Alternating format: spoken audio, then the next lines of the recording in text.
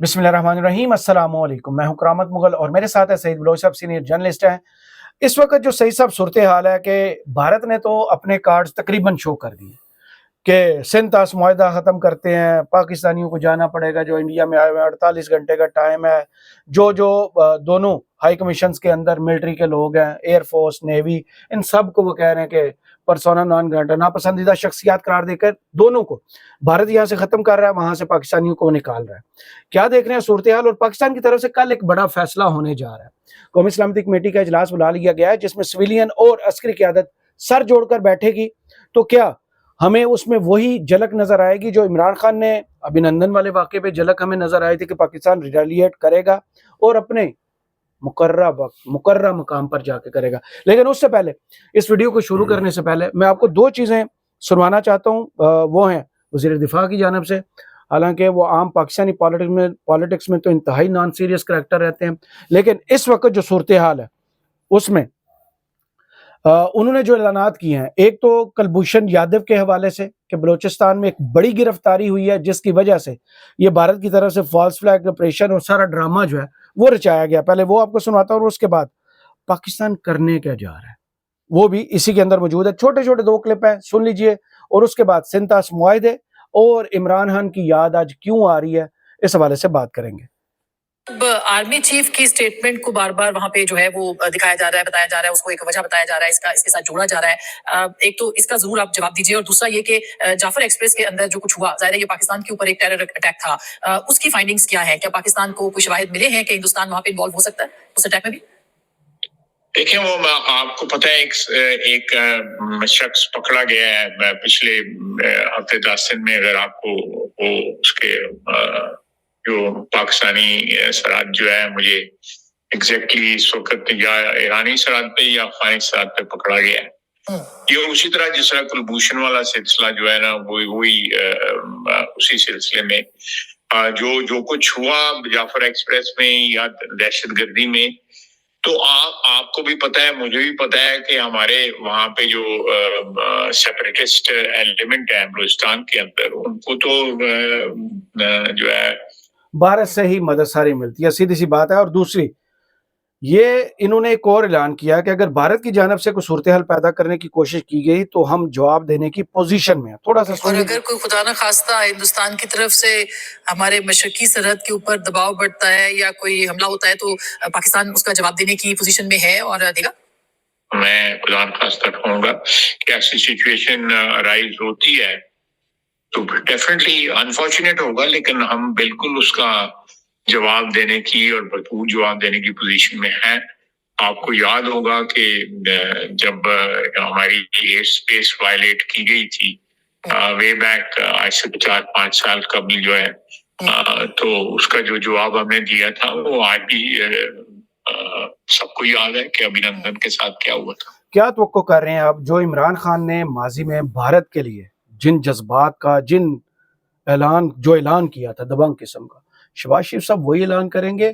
क्या अस्करी क़यादत को खुद आगे सामने इन ऐलानात को करना पड़ेगा जैसे इमरान खान ने किया? बहुत शुक्रिया करामत मुगल साहब। देखिए, एक बात तो तय है कि आज ख्वाजा आसिफ जो पाकिस्तान के वजीर दिफा है, उन्होंने भी अपने सबसे बड़े सियासी मुखालिफ यानी इमरान खान, जो उस वक्त 2019 में वजीर आज़म थे, और उनकी हिदायत पर, उनके हुक्म पर भारत को ये जवाब दिया गया था। और ये तारीखी जवाब है जो शायद दुनिया में किसी को उम्मीद नहीं थी कि पाकिस्तान इंडिया को इतना सख्त जवाब देगा।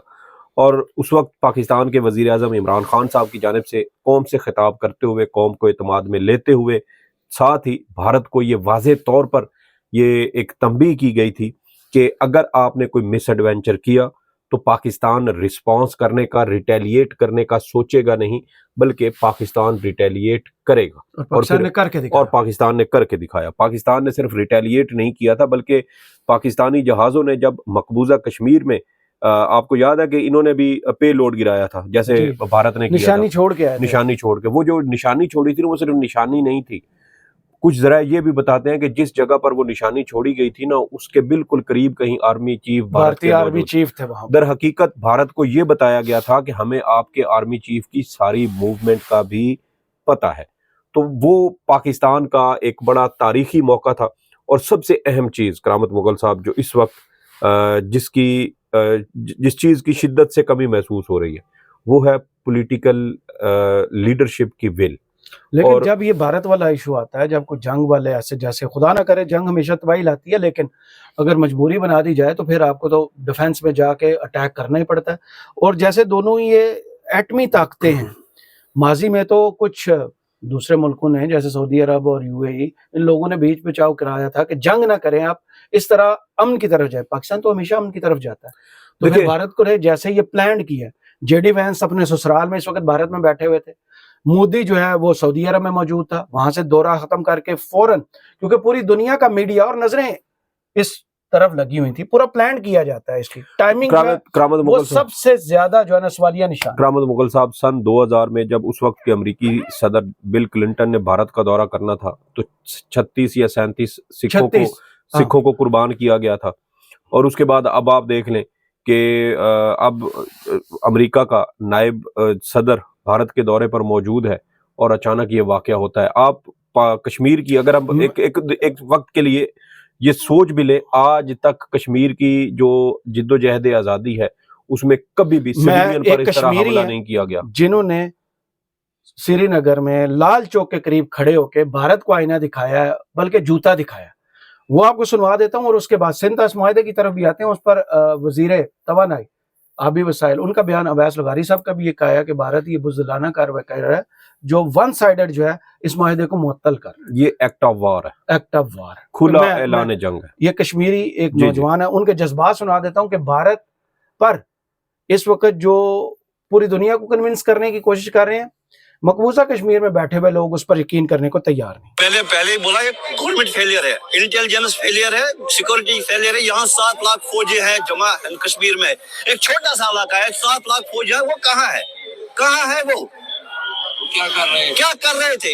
امیر شاہ کیا کر رہا تھا؟ صرف اس کو مسلمان کے خلاف بولنا آتا ہے، وقت بل ہو کچھ بل ہو، صرف مسلمان. یہ کہاں ہے اس وقت؟ یہ کشمیریوں کو بدنام کرنے کی ایک سازش مجھے لگتا ہے جیسے چھٹی سنگھ پورہ ہوا ویسا ہی ہے. یہ ہے جیسے چھٹی سنگھ پورہ کیا ہے انہوں نے، ویسا ہی ہے بالکل. کشمیریوں کی اس سے پہلے بھی یہاں ڈل گیٹ میں 2 ٹورسٹ بسوں پر گرینیڈ اٹیک ہوا تھا ایسے کچھ سال پہلے. اس کا رپورٹ دکھائے وہ کس نے کیا تھا، سب پتہ چل جائے گا آپ کو. کشمیری ایسا نہیں کرتا ہے، نہ کرے گا کبھی.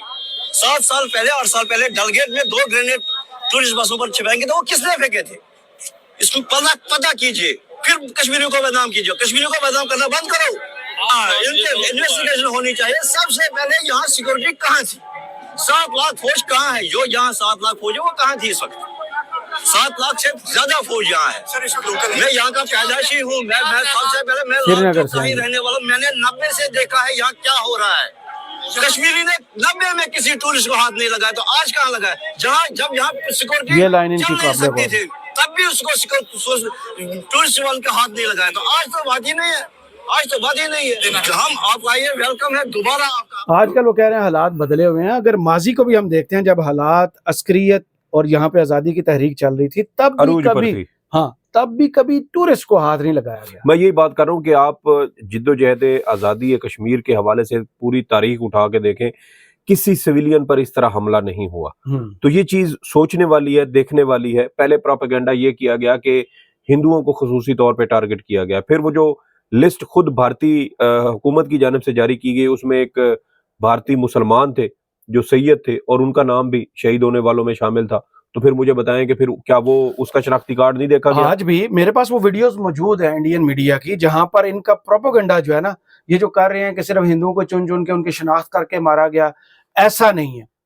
ان کے جو زخمی لوگ ہوئے ہیں وہ آ کے بتا رہے ہیں کہ ایسا نہیں ہوا. انہوں نے آ کے پوچھا ہو تم ہندو ہو، تم مسلمان ہو تو ہندو کو مار دیں گے، ایسا بھی نہیں ہوا. یعنی کہ ایک اور جھوٹ، اتنے جھوٹ ان کے بے نقاب ہو رہے ہیں. اس سے یہ ثابت ہوتا ہے کرامت مغل صاحب، جیسے ہی کوئی واقعہ ہوا نا، یہ والا خاص طور پہ جو تازہ ترین واقعہ ہے، اس کے بعد بھارتی میڈیا نے توپیں بالکل سیدھی کر لی. ان کا نیریٹو ان کا بالکل پہلے سے طے تھا کہ یوں ہوگا تو ہم نے یہاں سے چیزوں کو شروع کرنا ہے اور سٹیپ بائی سٹیپ ہم کریں گے کہ ایسے کارڈ لیے گئے، ایسے دیکھا گیا، ہندوؤں کو ٹارگٹ کیا گیا، یہ مسلمانوں کی جانب سے ہے. پھر اسی کے अब देखें ना कि इंडियन मीडिया के बनाए हुए बयानिए के ऊपर डोनाल्ड ट्रंप ने गुज़श्ता रोज़ किस तरह की तज़हीक आमेज़ किस्म की ट्वीट की, और वो बड़ी इस्लामोफोबिक है जो उनकी जानिब से जो बात की गई है। तो मुझे बताइए कि एक पूरा हमें यहाँ पर एक मुझे पैटर्न लगता है, और मुझे यूँ लगता है कि जैसे कोई साइकोलॉजिकल वारफेयर का भी इसके साथ आगाज़ किया गया है। और आपको पता है कि भारत में मोदी साहब जब से आए, गलबन 2014 से लेके आज तक मोदी का जो बुनियादी बयानिया है वो हिंदुत्व का फ़रोग है, और भारत के अंदर वो इंतहा पसंदी को फ़रोग दे रहे हैं। और इस वक्त देखें कि हमें बतौर कौम भी, पाकिस्तान को भी, हमारी लीडरशिप को भी ये चीज़ देखनी होगी कि भारत की बात पर इस वक्त दुनिया एतबार क्यों कर रही है। अभी तकरीबन 1 महीना पहले पाकिस्तान के अंदर सानिया जाफर एक्सप्रेस हुआ, उस वक्त पाकिस्तान की जानिब से ऐसे इल्ज़ामात नहीं लगाए गए, और दूसरी जानिब भारत का आप देखें कि हमला होता नहीं, 5 मिनट गुजरते नहीं और इल्ज़ामात सारे जो है वो पाकिस्तान के ऊपर आ जाते हैं। और दूसरी जानिब कुछ लोग ये भी कहते हैं कि भारत की ये खुद एतमादी बिला वजह नहीं है, या तो उसको आलमी ताकतों की मुकम्मल आशीर्वाद हासिल है, ना सिर्फ आलमी ताकतों की बल्कि पाकिस्तान के भी वो इंतहाई करीबी दोस्त जिनके साथ पाकिस्तान के ताल्लुकात बड़े अरसे से अच्छे हैं, लेकिन मुमकिन तौर पे यहाँ पर पाकिस्तान को उनकी जानिब से भी कोई मुश्किल या टफ टाइम उनसे देखना पड़ सकता है। तो यहाँ सिचुएशन हमें देखना होगी कि हमारे खिलाफ इस तरह महाज भारत तैयार क्यों करता है, दुनिया भारत की बात क्यों सुनती है, हमारी कुर्बानियां हैं, हमारी पूरी मईशत तबाह हो गई, हमारे 80,000 से जायद शहरी तो करते हैं, लेकिन अपने मतलब के वक्त 4 मार्च को जब स्टेट ऑफ द यूनियन वो एड्रेस करते हैं आगे, डोनाल्ड ट्रंप साहब पाकिस्तान की दहशतगर्दी के खिलाफ जो है वो तारीफ करते हैं, और अचानक से कल पूरे का पूरा अमेरिका ऐसा लगता है कि जैसे इंडिया की गोद में जा रहा है। अभी देखें तकरीबन कोई महीना 1.5 महीना पहले जो है ये अमित शाह जब कश्मीर के दौरे पर थे, मकबूजा कश्मीर के दौरे पर, वहां पर उनकी जानिब से बाकायदा प्रेस कॉन्फ्रेंस करते हुए इस बात का इकरार किया गया कि अब कश्मीर के अंदर किसी किस्म की मिलिटेंसी नहीं है। तो फिर बताएं कि अचानक ये जंगलों से लोग निकल के कैसे सामने आए, और उन्होंने मासूम शहरियों को, निहत्ते मजलूम लोगों को उन्होंने चुन चुन कर उनको गोलियों से भून दिया। अब जो भारत ने ऐलानात किए हैं उनमें सबसे अहम चीज पाकिस्तान के लिए देखें 3 दरिया जो सिंध,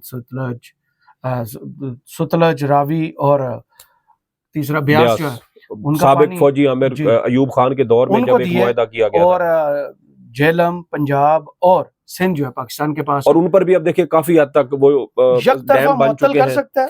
देखिए जो सिंध तास मुआहदा है, उस मुआहदे की रूह से भारत यकतरफा तौर पे इस एग्रीमेंट को टर्मिनेट नहीं कर सकता। वर्ल्ड बैंक इसमें गारंटर है किया है।